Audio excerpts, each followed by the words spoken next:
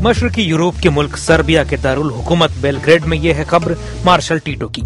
साबका युगोस्लाविया के साबका हुक्मरान योसिप ब्रोज टीटो।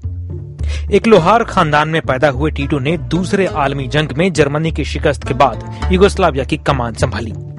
टीटो कम्युनिस्ट थे, लेकिन अंदाज अलग था। सारी दुनिया के साथ उन्होंने अच्छे ताल्लुकात कायम किए।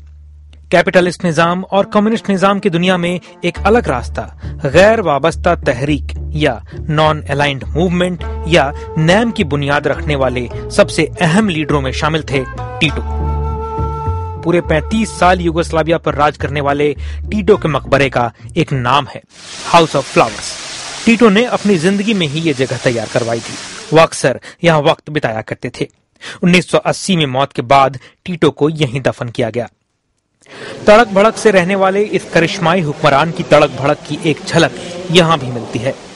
हाउस ऑफ फ्लावर्स में बड़े फख्र से लिखा है, टीटो की आखिरी रसूमात में 128 मुल्कों के हुक्मरान शरीक हुए, जिनमें 31 सदर थे, 4 बादशाह और 22 वजीर आजम। मौत के 30 बरस बाद भी टीटो का जलवा कायम है। This is the second most popular cultural tourism destination. ये सर्बिया का दूसरा सबसे मकबूल टूरिस्ट स्पॉट है। सबसे मकबूल है बेलग्रेड किला, जिसके बाद इसका नाम आता है। पिछले साल कोई 80,000 टूरिस्ट यहाँ आए और अगले साल नैम की 60वीं सालगिरह को देखते हुए और भी ज्यादा लोगों के आने की उम्मीद है। We do expect more people because of the anniversary. टीटो का मकबरा एक म्यूजियम भी है। यहाँ एक कम्युनिस्ट हुक्मरान के अलग अंदाज की झलक दिखती है इन बेटन्स में। टीटो ने अपनी जिंदगी के दौरान ही अपनी सालगिरह को यूथ डे के तौर पर मनाने का ऐलान कर दिया था। इस रोज सारे मुल्क में बच्चे जवान बेटन्स लेकर दौड़ा करते थे और ये बेटन्स फिर टीटो को दिए जाते थे। दूसरे ममालिकों से टीटो को मिले तहफ को भी यहाँ सजा कर रखा गया है। टीटो की इस यादगार को देखने लोग दूर दूर से आते हैं। I came to Serbia many times. मैं सर्बिया कई बार आया हूँ। पिछले साल मैं मॉन्टेनेग्रो में था, जहाँ मैं टीटो की जाए पैदाइश पर गया था। बाद में मैंने टीटो के बारे में कुछ फिल्में देखी और तब मुझे पता चला कि वो एक ऐसा लीडर था जो युगोस्लाविया को एकजुट रखना चाहता था।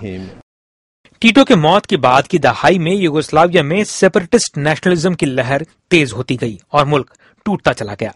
युगोस्लाविया खत्म हो गया, रह गए उसके हिस्से Serbia, Croatia, Slovenia, Montenegro, Bosnia Herzegovina और मैसेडोनिया। कोसोवो भी अलग हो चुका है। पुराने लोगों को माजी अब भी शिद्दत से याद आता है। टीटो का वक्त अच्छा था, फिर युगोस्लाविया में जंग होने लगी। ये अच्छा नहीं था। माली हालत अच्छी नहीं है, लोग अच्छे नहीं हैं, वो लड़ते हैं। लेकिन टीटो के ऊपर तमाम इख्तियारात अपने हाथ में रखने वाले एक जालिम डिक्टेटर होने के इल्जामात भी लगे। नई नस्ल के लोगों को समझ में नहीं आता वे टीटो को कैसे याद रखें। मैं 1983 में पैदा हुई हूँ, टीटो के मरने के बाद, तो मेरे लिए इसका कोई मतलब नहीं है। मुझे तो समझ में ही नहीं आता। कुछ लोगों के लिए वो मसीहा के जैसा है, तो कुछ लोग उसे बिल्कुल भी पसंद नहीं करते। तारीख के पन्ने पलटकर सही गलत का पता लगाया जा सकता है, लेकिन तारीख को महसूस करना एक मुख्तलिफ जज्बा है। ऐसी ही एक तारीख को महसूस किया जा सकता है सर्बिया के दारुल हुकूमत बेलग्रेड में इस मकबरे पर। अपूर्व कृष्ण, BBC बेलग्रेड।